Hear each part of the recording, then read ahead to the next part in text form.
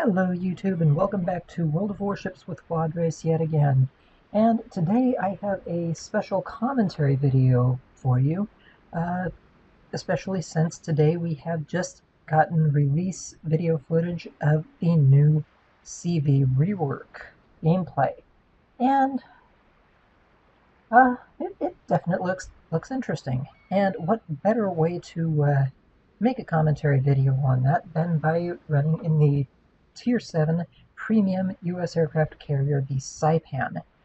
And before all of you say anything, yes, I know, I am running this with the Enterprise Azure Lane Commander. Please don't judge me too harshly. I am going to talk about the Saipan briefly. The actual commentary will take place during the battle itself. So, anyway, for survivability, the Saipan has 44,600 hit points. And given that she is an aircraft carrier, she doesn't exactly have the most spectacular armor or torpedo protection, but when you consider she's supposed to stay in the back and really not get too involved with everything, that kind of makes sense. She does have her standard 3 to 4 aircraft per squadron, depending on your commander skills. Everybody, please remember that for the Saipan, or for anybody who is not familiar with it, these are Tier 9 aircraft on a Tier 7 aircraft carrier.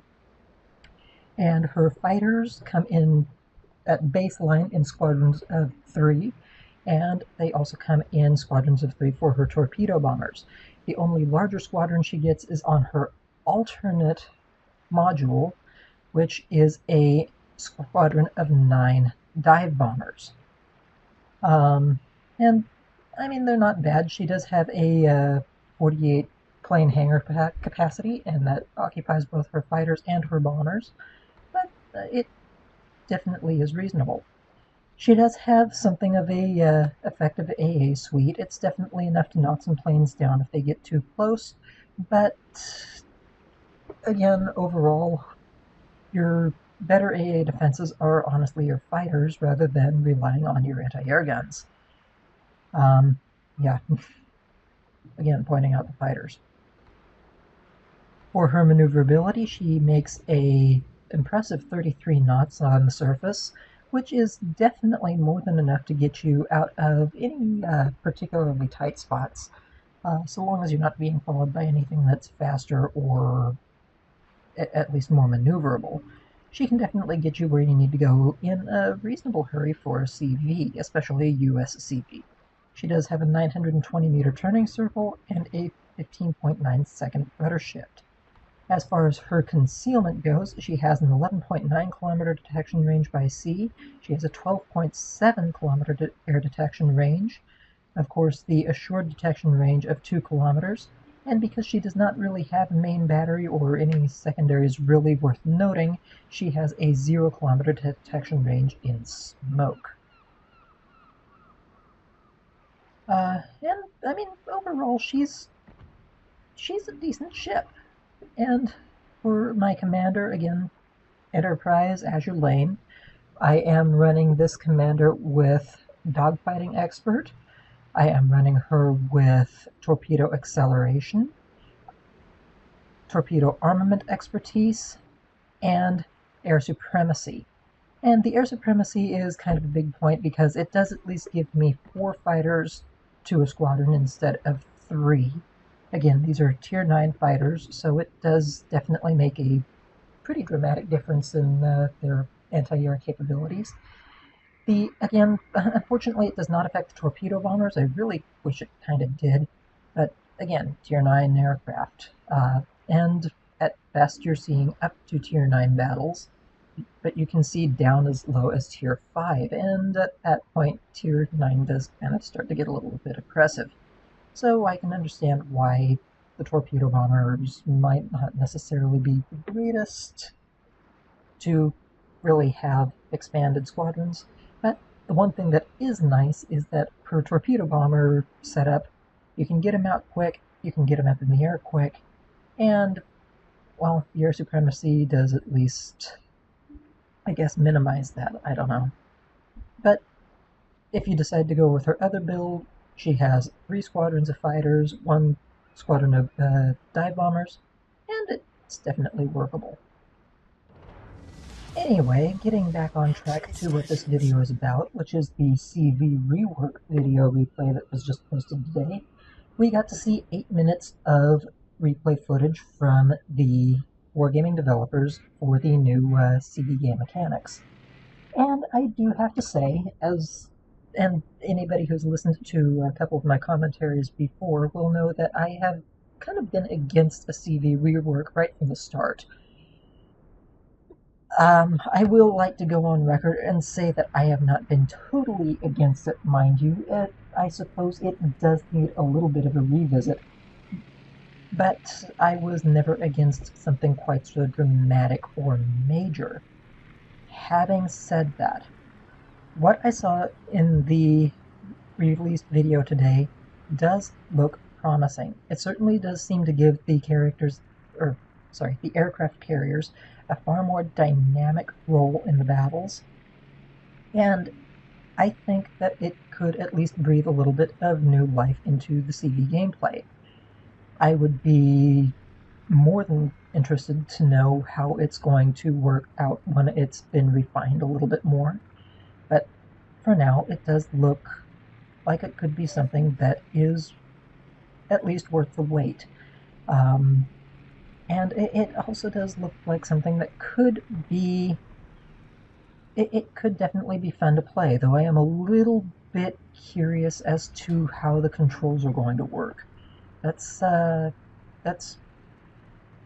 probably my biggest concern here, is what are the actual controls going to be for the aircraft? Because, and I will say this point blank, it looks like the aircraft are being controlled directly by the player. They are not just the point-and-click mechanics that you see in the current game implementation. And with that being the case, again, I'm just kind of curious to know what the control scheme is going to look like when it actually hits the live servers, or even the actual super test servers, and once it's gotten out of development. But beyond that, I mean, it does look reasonable. Sorry, I say a lot. I do tend to do my commentaries on the fly. I'm still thinking on some of my arguments. One of the things that I do want to say about the rework is, as nice as the rework does look like it may be, one of the things that I still have to say I would love to see happen with the CVs is a little bit of an economy rework for the CVs themselves. An increase to credit earnings, EXP earnings, whatever. Because, as I said in my Essex video, and by the way, I am going to link both the rework replay video as well as my Essex video now onto this video. The CV economy just really seems like it's in need of a lot of help. The aircraft carrier experience earnings, the credit earnings, I can have an absolutely stellar battle in an aircraft carrier, which for me, at my experience level, really is not all that common. But when it does happen, even then, my rewards, my earnings for the matches seem exceptionally lackluster. They really don't seem to reflect the amount of effort that the player is putting in on the ship, on managing everything that they're doing with this ship. And that's just one of the things that I really think they need to revisit, is that they need to give the aircraft carriers a little bit of an added bonus to credit earnings, to experience earnings, because not everybody is going to be a highly skilled or even a highly effective player.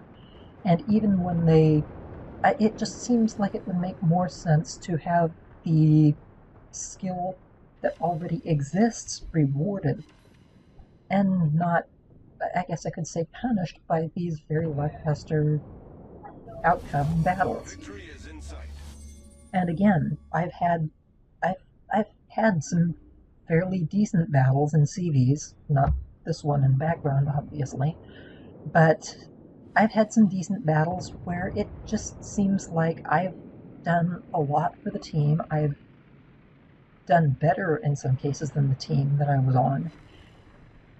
And yet, when the reward screen comes up, I just feel like if I had been running any other ship or any other class of ship, my earnings would have been better for the same amount of damage, the same amount of work, spotting, etc., so forth.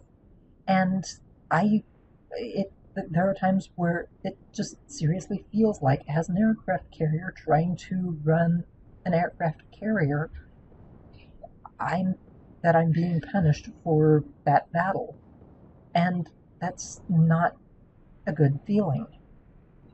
So, along with this rework, which does look like it's going to be substantially more dynamic, and I dare say it does certainly seem like it's also going to demand a little bit more effort or work on the part of the CV player, I sincerely hope that this means that they are willing to consider also revamping the economy for aircraft carriers and make it more rewarding as well as more dynamic for the player.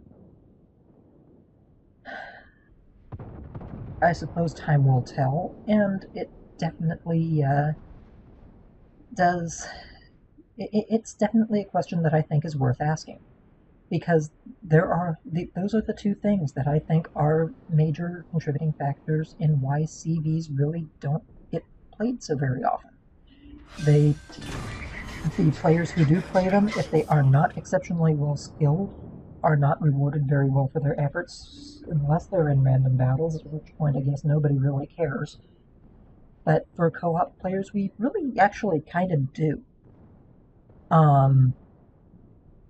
But also the simple fact that, again, the gameplay just doesn't seem very rewarding.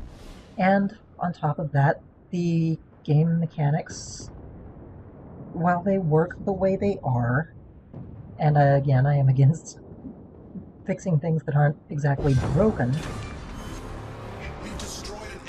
I do think the dynamic rework does make things viable.